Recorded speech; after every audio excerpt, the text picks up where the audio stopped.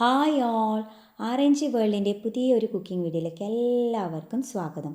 ഞാനിന്ന് ഉണ്ടാക്കുവാൻ പോകുന്നത് കേരള സദ്യകളിലെ പ്രധാന വിഭവങ്ങളിൽ ഒന്നായ കൂട്ടുകറിയാണ്. കടല, ചേന, പച്ചനേന്ത്രക്കായ, പിന്നെ തേങ്ങയും മസാലകളും ഒക്കെ ചേർത്ത് നല്ല മണവും രുചിയുമുള്ള കൂട്ടുകറി എളുപ്പത്തിൽ എങ്ങനെ തയ്യാറാക്കാമെന്ന് ഈ വീഡിയോയിലൂടെ നമുക്ക് കാണാം. കൂട്ടുകറി തയ്യാറാക്കുന്നതിന് വേണ്ടി അരക്കപ്പ് കടല നല്ലവണ്ണം കഴുകിയതിന് ശേഷം വെള്ളമൊഴിച്ച് 7-8 മണിക്കൂർ കുതിർത്ത് വെക്കുന്നു. കുതിർത്തെടുത്ത കടല പാകത്തിന് ഉപ്പും ചേർത്ത് കടല ഏകദേശം മുങ്ങുന്ന രീതിയിൽ വെള്ളമൊഴിച്ച് കുക്കറിൽ വേവിക്കാൻ വെക്കുന്നു. എൻ്റെ കുക്കറിൽ ഏകദേശം ഒരു 4 വിസിലൊക്കെ മതിയാവും വെന്തു കിട്ടാൻ. ഞാൻ നേരത്തെ അരമുറിയോളം തേങ്ങ ചിരവിയെടുത്തിട്ടുണ്ട്. ഇനി ഒരു ചീനച്ചട്ടിയിൽ അല്പം വെളിച്ചെണ്ണ ഒഴിച്ച് കുറച്ച് തേങ്ങ വറുക്കാനിടുന്നു. പിന്നെ കുറച്ച് തേങ്ങ മാറ്റിയും വെച്ചിട്ടുണ്ട്. തേങ്ങ വറുക്കുമ്പോൾ മീഡിയം ഫ്ലെയിമിൽ വേണം വറുത്തെടുക്കാൻ, ഇല്ലെങ്കിൽ കരിഞ്ഞു പോവാൻ ഇടയുണ്ട്. അതുകൊണ്ട് ഇളക്കിടെ സ്പൂൺ കൊണ്ട് ഇളക്കി കൊടുക്കുക. തേങ്ങ ഏകദേശം ബ്രൗൺ നിറമായിട്ടുണ്ട്. ഇനി ഫ്ലെയിം ഓഫ് ചെയ്ത് 1 ടീസ്പൂൺ കുരുമുളക് പൊടി കൂടി ചേർത്ത് കൊടുക്കുന്നു.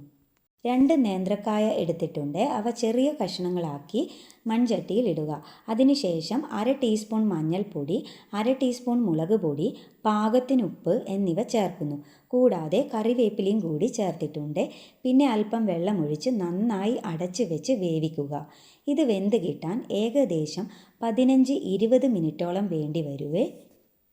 ഇനി നേരത്തെ മാറ്റി വെച്ച തേങ്ങ മിക്സിയിലിട്ട് 1 ടീസ്പൂൺ ജീരകവും ചേർത്ത് ക്രഷ് ചെയ്തെടുക്കുന്നു.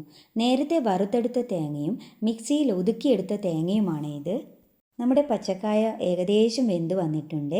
ഇനി ഇതിലേക്ക് ഒതുക്കി വെച്ച തേങ്ങ ഫസ്റ്റ് തന്നെ യോജിപ്പിച്ച് നന്നായി ഇളക്കിയെടുക്കുകയാണ് ചെയ്യുന്നത്.